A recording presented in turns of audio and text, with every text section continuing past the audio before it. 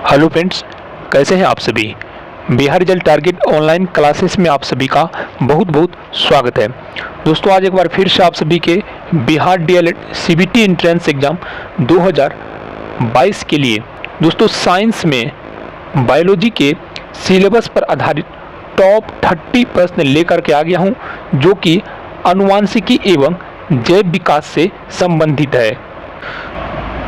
दोस्तों, इस पार्ट से आपको सिर्फ और सिर्फ एक या दो ऑब्जेक्टिव प्रश्न पूछे जाएंगे। बहुत ऐसे स्टूडेंट हैं जिनको एक बात की जानकारी नहीं है, उनको समझ ही नहीं आते हैं कि किस प्रकार से हमारा डीएलएड सीबीटी का एंट्रेंस एग्जाम निकलेगा। आज दोस्तों मुख्य रूप से हम लोग इस पर 2 मिनट हम लोग चर्चा कर लेते हैं, उसके बाद हम लोग क्लास को स्टार्ट करेंगे। दोस्तों, जैसा कि आप लोग को पता है कि दोस्तों हमारा जो साइंस का निर्माण होता है वो 3 सब्जेक्ट होता है। पहला हो गया हमारा बायोलॉजी, ठीक है, बायोलॉजी हो गया, उसके बाद केमिस्ट्री हो गया और हमारा फिजिक्स हो गया। ये तीनों मिला के क्या बनाती है? साइंस बनाती है। और जो हमारे डीएलएड सीबीटी में जो क्वेश्चन आएंगे वो टोटल जो आएंगे हमारा 20 प्रश्न पूछे जाएंगे और वो कितने मार्क्स के होंगे? 60 मार्क्स के होंगे, क्योंकि पता है आपको प्रत्येक क्वेश्चन आपका 3 मार्क्स का पूछे जाएंगे।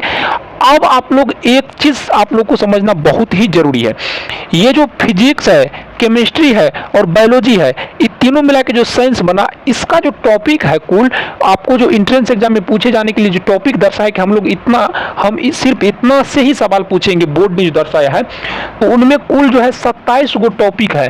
अब आप लोग समझिए कि 27 गो टॉपिक है और क्वेश्चन कितना पूछेगा? उस 27 गो में से 20 गो क्वेश्चन पूछेगा और वो 60 मार्क्स का होगा। आप लोग समझ सकते हैं कितना डिफिकल्ट है इनके तैयारी करना। तो टोटल इसलिए आज से जो आप लोग का क्लास होगा वो टोटल हम टॉप लेवल के प्रश्न का आप लोग को क्लास कराएंगे। जितने भी टॉप लेवल का प्रश्न है, गिने चुने प्रश्न है, उनका हम क्लास कराएंगे।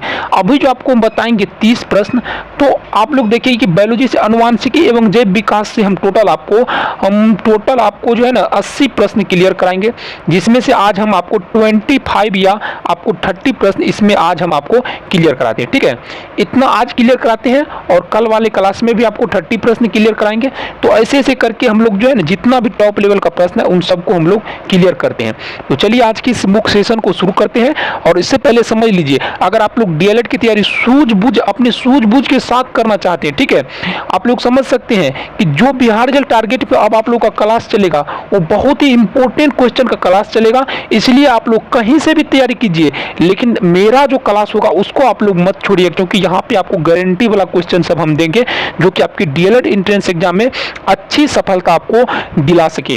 तो चलिए इस सेशन को शुरू करते हैं। और सबसे पहले समझ लीजिए, जो पहली बार इस बिहार रिजल्ट टारगेट पे जो स्टूडेंट आए हैं वो सभी मिलकर इस चैनल को जरूर सब्सक्राइब कर लीजिए और इस वीडियो के डिस्क्रिप्शन में जाइए, अपनी अच्छी सफलता के लिए टेलीग्राम और व्हाट्सएप ग्रुप का लिंक है उनको भी आप लोग जरूर ज्वाइन कीजिए। ठीक है, तो जो प्रश्न है वो सभी आपके सामने में आप लोग देख सकते हैं। कह रहा है RNA, ठीक है, RNA अणु में थायमिन के स्थान पर पाया जाने वाला नाइट्रोजिनस क्षारक है। काफी इंपॉर्टेंट प्रश्न है। देखिए, जो भी प्रश्न हम उठाए हैं टोटल टॉप लेवल का प्रश्न है। आरएनए के अणु में जो थायमिन के स्थान पर पाए जाने वाला है नाइट्रोजिनस क्षारक है वो क्या है? 4 ऑप्शन से यहाँ पे यूरेसिल है, ठीक है, दूसरा नंबर है ग्वानिन है, ठीक है, तीसरा नंबर है साइटोसिन है और चौथा नंबर में है एडिनिन है। यहाँ पे 4 ऑप्शन है। जो स्टूडेंट का तैयारी हो गए होंगे बिल्कुल वो जो है इसका उत्तर कमेंट करिए, ठीक है, तब हम समझेंगे कि आप लोग का तैयारी कितना हुआ है। हम जो भी प्रश्न बताते हैं टोटल आपको टॉप लेवल का प्रश्न अभी यहाँ पे बता रहे, ठीक है। और जो याद नहीं किए हैं 100% इस प्रश्न को याद कर लीजिए। ऐसे ही प्रश्न आपके डीएलएड सीबीटी में पूछे जाएंगे क्योंकि ये सिलेबस पर आधारित है, ठीक है।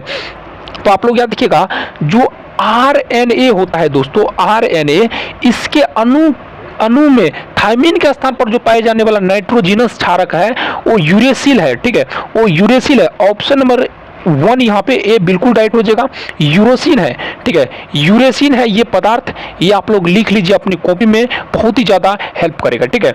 नेक्स्ट नंबर का जो प्रश्न है आप लोग देख सकते हैं। नेक्स्ट प्रश्न यहाँ पे कह रहा है कि क्या है कि मेंडल ने अपने प्रयोगों के लिए कितने विषम लक्षण चुने थे? मेंडल ने जो अपने प्रयोग किए थे उसके लिए कितने जो है विषम लक्षण चुने थे, ठीक है, विषम लक्षण कितने चुने थे? तो यहाँ पे आप लोग के 4 ऑप्शंस है, एक में 7 है, बी में 8 है और सी में 9 है, डी में 10 है। 4 ऑप्शन से कुल मिला के आप लोग बताइए कि मेडल ने जो अपने प्रयोगों के लिए कितने लक्षण चुने थे, उनमें विषम लक्षण कितने थे? तो ये 7 याद रखिएगा आप। जल्दी से जल्दी आप लोग जो भी प्रश्न बताते हैं सभी को आप लोग रिवाइज कीजिए। अगर आप लोग अच्छी सफलता चाहते हैं तो सभी के सभी प्रश्नों को आप लोग रिवाइज कीजिए, तो ही आपके डीएलएड सीबीटी निकल पाएंगे। ठीक है, और ये बहुत ही डिफिकल्ट है इनको जो है ना बनाना। ठीक है दोस्तों, चलिए नेक्स्ट प्रश्न को हम लोग बढ़ते हैं।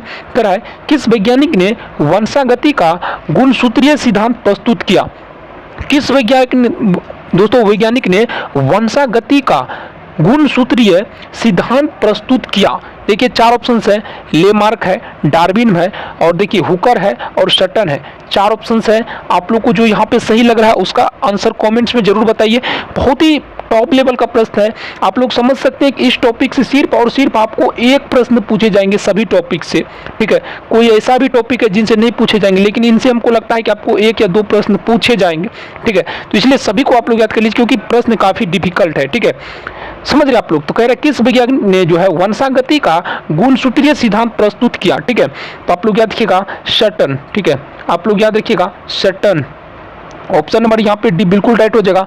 सटन ने ही दोस्तों वंशागति का गुणसूत्रीय सिद्धांत प्रस्तुत किया था। ठीक है, नेक्स्ट प्रश्न को हम लोग बढ़ते हैं। नेक्स्ट प्रश्न आपसे भी कहा केंद्रीय डोग्मा रिवर्स। ठीक है, केंद्रीय डोग्मा रिवर्स की खोज के लिए सन 1975 में नोबेल पुरस्कार से किसको सम्मानित किया गया? ठीक है, कह रहा है केंद्रीय डोग्मा रिवर्स की खोज के लिए सन 1975 में नोबेल पुरस्कार से किसको सम्मानित किया गया? ऑप्शन ए में है मोनार्ड, ऑप्शन बी में है डाल्टन, ऑप्शन सी में खुराना, ऑप्शन डी में जो है बाल्टी मोर है। ठीक है, आप लोग अगर इसका आंसर जानते हैं तो कमेंट्स में बताइए। हम किसी भी गाइड से नहीं पढ़ा रहे हैं, ये सभी यानी कम से कम 5-6 गाइड मिक्स करके ये प्रश्न बता रहे हैं। ठीक है, और जो स्टूडेंट को पीडीएफ चाहिए, आपको जो व्हाट्सअप नंबर देख रहे हैं अच्छी सफलता के लिए, अगर ये वाला आपको पीडीएफ चाहिए तो आप लोग जो व्हाट्सअप नंबर देख रहे हैं इस पर आप लोग मैसेज जरूर कीजिए। अगर आप लोग को डीएलएड में अच्छी सफलता पाना चाहते हैं अगर आप लोग, तो आप लोग जो है हमारे जो बिहार जेल टारगेट पे आप लोग को पीडीएफ प्रोवाइड करेंगे, वो पीडीएफ आप लोग जरूर जो है लीजिए। ठीक है ना, क्योंकि उसमें आपको बहुत ही अच्छी सफलता मिलेगी। ठीक है, देखिए केंद्रीय डोग्मा रिवर्स में जो है दोस्तों रिवर्स की खोज के लिए जो 1975 में जो नोबेल पुरस्कार प्राप्त किया गया वो बाल्टीमोर था। ठीक है दोस्तों, वो बाल्टीमोर था। आप लोग याद रखिएगा बाल्टीमोर था। ठीक है, चलिए नेक्स्ट प्रश्न को बढ़ते हैं। कह रहा मानव जाति में लिंग निर्धारण किस विधि पर आधारित है? देखिए मानव जाति में जो लिंग निर्धारण है और किस विधि पर आधारित है, तो सबसे पहले आप लोग समझ लीजिए लिंग निर्धारण सबसे पहले XX और XY पर आधारित है। कैसे है? तो ये XX जो होता है ये जो है ये गर्ल्स में पाया जाता है XX। ठीक है, या फिर आप महिला बोल सकते हैं इसको। ठीक है, या फिर आपको महिला बोल सकते हैं। और देखिए ये XY जो होता है ये बॉय है। ठीक है, बॉय, इसको आप लोग जो है पुरुष बोल सकते हैं।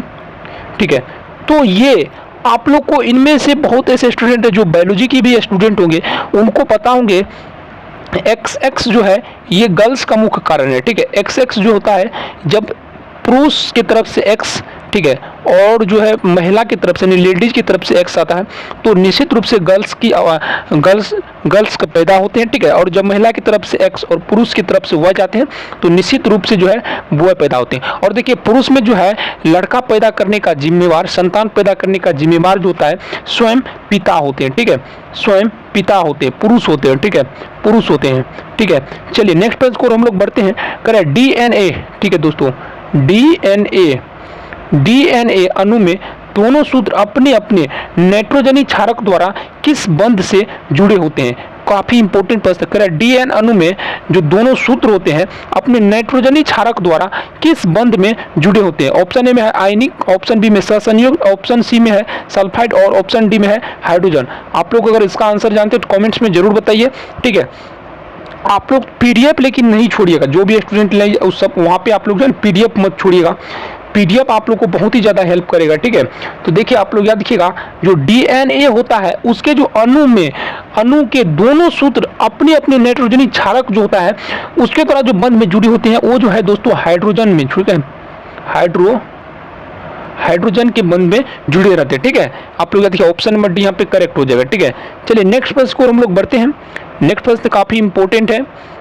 नेक्स्ट प्रश्न ये इसलिए इंपॉर्टेंट है क्योंकि ये कई बार पूछे गए प्रश्न है। कह रहा वाटसन एवं क्रिक ने DNA, ठीक है, डीएनए के मॉडल को प्रस्तावित किया था? कब किया था? 1953, 1963, 1973 और 1959। ठीक है, तो आप लोग याद किया, वाटसन एवं क्रिक ने कौन किया था? डीएनए के मॉडल को प्रस्तावित किया था। ठीक है, आपको देखिए यहाँ पे दो प्रश्न बन रहा है, आप लोग दिमाग लगाइएगा तो यहाँ पे कितना प्रश्न? दो प्रश्न बन रहा है, दो प्रश्न टोटल यहाँ पे बन रहा है। कह रहा वाटसन एवं क्रिक आपको पूछ सकता है कि डीएनए के मॉडल को किसने प्रस्तावित किया? तो आप लोग याद रखिएगा, वाटसन एवं क्रिक ने किया था। कब किया था? तो ये 1953 में किया था। कब किया था? तो 1953 में किया था। बहुत ही इंपॉर्टेंट प्रश्न है, वीवीआई प्रश्न आपकी डीएलएड सीवीटी के लिए। ठीक है, जीएमओ, ठीक है, जीएमओ है कौन है? तो देखिए अनुवांशिक ठीक है दोस्तों, अनुवांशिक उत्परिवर्ती जीव। ठीक है, अनुवांशिक उत्परिवर्ती जीव, और बी में है अनुवांशिक आधुनिक जीव, और ऑप्शन सी में है अनुवांशिक रूपांतरित जीव, और ऑप्शन डी में है अनुवांशिक मिश्रित जीव। ठीक है, तो आप लोग याद रखिए जीएमओ जो है एक तरह से अनुवांशिक रूपांतरित जीव है। ठीक है, ऑप्शन नंबर यहाँ पे सी करेक्ट हो जाएगा। नेक्स्ट प्रश्न को हम लोग बढ़ते हैं। नेक्स्ट प्रश्न है, अनुवांशिकीय विज्ञान की मूल इकाई है। अनुवांशिकीय विज्ञान की मूल इकाई क्या है? आप देखिए जीन है, युग्मक है, गुणसूत्र है, कारक है। ठीक है, तो अनुवांशिक जीव विज्ञान की जो मूल इकाई है जीन, जिसको हम लोग डीएनए बोलते हैं। ठीक है, डीएनए है, जीन जिसको बोलते हैं। ठीक है, अब देखिए क्रोमोसोम से बना है डीएनए, आरएनए, कार्बोहाइड्रेट, लिपिड। ठीक है, तो आप लोग याद रखिएगा जो क्रोमोसोम से जो बना पदार्थ है उसको हम लोग डीएनए बोलते हैं। ठीक है, उसको हम लोग डीएनए बोलते हैं। 100% सभी के सभी प्रश्न को आप लोग रिवाइज कीजिए, A to Z प्रश्न का आप लोग उत्तर कॉमेंट्स में बताइए, बहुत ही ज़्यादा हेल्प मिलेगा आपको। ठीक है, तो डीएनए की जो पैकेजिंग है उसमें शामिल हिस्टोन, ठीक है, हिस्टोन प्रोटीन का आवेश होता है, डैश द्वारा होता है। कह रहा है डीएनए की पैकेजिंग में शामिल हिस्टोन प्रोटीन का आवेश होता है। कैसा होता है? सबसे पहले ऋणात्मक, धनात्मक, उदासीन, कभी ऋणात्मक कभी धनात्मक। तो आप लोग याद रखिएगा दोस्तों, बहुत ही टॉप लेवल का प्रश्न है। डीएनए के पैकेजिंग में शामिल हिस्टोन प्रोटॉन का जो आवेश होता है वो हमेशा दोस्तों, वो हमेशा धनात्मक होता है। ठीक है, वो हमेशा धनात्मक होता है। आप लोग इस प्रश्न को याद करिए, ऑप्शन नंबर यहाँ पे बी करेक्ट हो जाएगा, वो हमेशा धनात्मक होता है। नेक्स्ट प्रश्न को हम लोग बढ़ते हैं। नेक्स्ट प्रश्न काफी इंपॉर्टेंट है प्रश्न, आप लोग देख सकते हैं गुणसूत्र। ठीक है, गुणसूत्र की संरचना में निम्नलिखित सम्मिलित होते हैं। गुणसूत्र की संरचना में कौन कौन सम्मिलित होते हैं? तो देखिए जो गुणसूत्र की संरचना होती है वो मुख्य रूप से डीएनए, आरएनए एवं हिस्टोन। ठीक है, हिस्टोन, इसको हम लोग हिस्टोन बोलते हैं। ठीक है, हिस्टोन, इन सबसे मिलकर डीएनए, आरएनए, हिस्टोन, या इसको हम लोग प्रोटीन भी बोल सकते हैं। इसको हम लोग हिस्टोन को हम लोग प्रोटीन भी बोल सकते हैं। ठीक है, डीएनए, आरएनए एवं प्रोटीन मिलकर क्या होता है कि गुणसूत्र का क्या होता है? संरचना होता है। ठीक है, गुणसूत्र में सम्मिलित होते हैं। ठीक है, संरचना में सम्मिलित होते हैं। ठीक है, नेक्स्ट प्रश्न आप सभी का, प्रति वर्ष। ठीक है दोस्तों, नेक्स्ट प्रश्न आप लोग देख सकते हैं, प्रति वर्ष में कितने वर्ष तक बायो पेटेंट प्रभावी बना रहता है? देखिए प्रत्येक भारतवर्ष में कितने वर्ष तक बायो पेटेंट प्रभावी बना रहता है? भारतवर्ष में कह रहा है कितने वर्ष तक बायो पेटेंट प्रभावी बना रहता है? 15 वर्ष, 10 वर्ष, 6 वर्ष, 20 वर्ष। सभी याद कर लीजिएगा, भारतवर्ष में जो है कितने वर्ष तक? तो 20 वर्ष तक जो है बायो पेटेंट प्रभावी बना रहता है। ठीक है, चलिए नेक्स्ट प्रश्न को हम लोग बढ़ते हैं। नेक्स्ट प्रश्न भी काफ़ी इंपॉर्टेंट है आप सभी के लिए। ठीक है, इस प्रश्न को भी आप लोग सभी याद कर लीजिएगा, बहुत ही ज़्यादा आपको हेल्प मिलेगा। ठीक है, चलिए अब हम लोग बढ़ते हैं नेक्स्ट प्रश्न की ओर। देखिए नेक्स्ट प्रश्न यहाँ पे बोल रहे हैं, इसको हम थोड़ा क्या करते हैं, छोटा कर देंगे तो यहाँ पे 1-2 प्रश्न एक साथ आएगा। ठीक है, 1-2 प्रश्न यहाँ पे एक साथ आएगा और काफ़ी ज़्यादा आप लोग को हेल्प मिलेगा। ठीक है, यहाँ से इधर आप लोग मत देखिएगा, अभी आप लोग का इधर का बता रहे पार्ट 15 नंबर प्रश्न। कह रहा जीव में एकाएक, ठीक है, जीव में एकाएक पैतृक परिवर्तन को कहते हैं। ठीक है, जीव में जो एकाएक पैतृक परिवर्तन होता है उसको हम लोग उत्परिवर्तन कहते हैं, उसको हम लोग उत्परिवर्तन कहते हैं। ऑप्शन नंबर बी करेक्ट हो जाएगा। जीव में जो एकाएक पैतृक परिवर्तन होते हैं उसको हम लोग उत्परिवर्तन बोलते हैं। ठीक है, और देखिए विपुंसन प्रक्रिया में क्या होता है? परागकोश, ठीक है, परागकोश हटाते हैं। ठीक है, वर्तिका को हटाते हैं, दल को हटाते हैं, बाह्य दल को हटाते हैं। आप लोग पढ़े होंगे जो विपिंसक की प्रक्रिया होते हैं वो परागकोश जो होता है, परागकोश जो फूल में परागकोश होता है ठीक है दोस्तों, परागकोश जो होता है उसको हटाने का कार्य करता है। ठीक है, तो आप लोग याद रखिएगा, जो विपुंसन की प्रक्रिया होते हैं वो परागकोश को हटाने का कार्य करते हैं। ऑप्शन नंबर ए यहाँ पे बिल्कुल राइट हो जाएगा। ठीक है, नेक्स्ट प्रश्न को हम लोग बढ़ते हैं। कह रहा मेडल ने मटर के अलावा एक और पादप पर कार्य किया, कौन पादप था? देखिए बहुत इंपॉर्टेंट प्रश्न है। आप लोग तो जानते हैं कि मेडल के प्रयोग के लिए जो है मटर प्रचलित है। सभी जानते हैं कि मेडल के प्रयोग के लिए जो है मटर प्रचलित है, लेकिन क्या आप लोग को पता है कि मेडल ने मटर के अलावा भी एक और पादप पर जो है रिसर्च किया था? क्या है?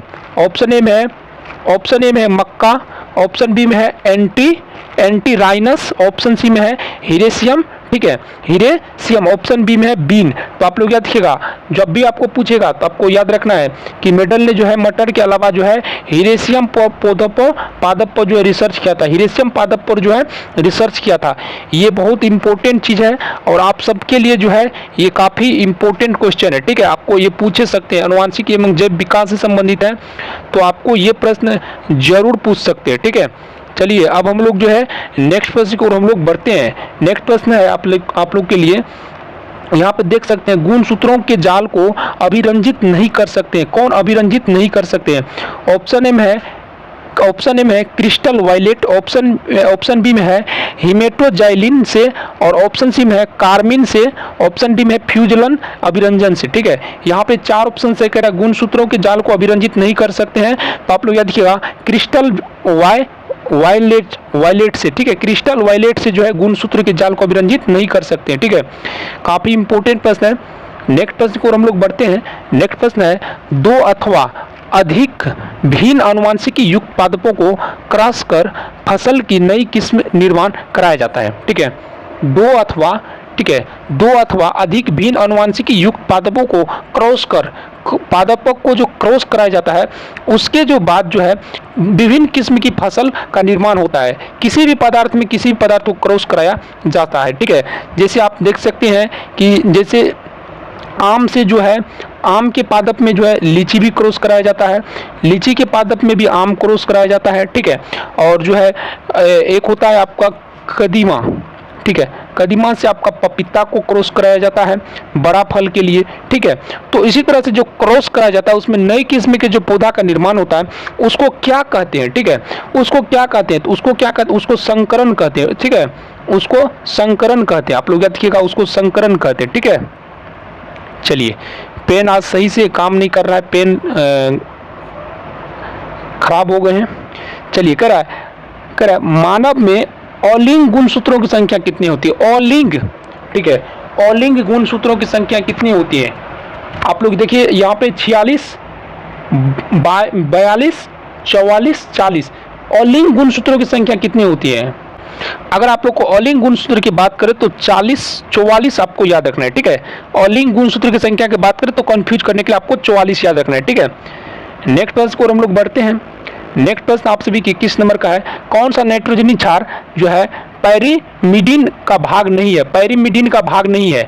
ठीक है, कौन सा नाइट्रोजनी क्षार पैरीमिडीन का भाग नहीं है? Uracil, thymine, cytosine, guanine. ठीक है, 4 ऑप्शन से यहाँ पे ये जो यूरेनिन, थायमिन और साइटोसिन ये सब क्या है? पैरीमिडीन का भाग है। ठीक है, और गुआनिन जो है ये पैरीमिडीन का भाग नहीं है।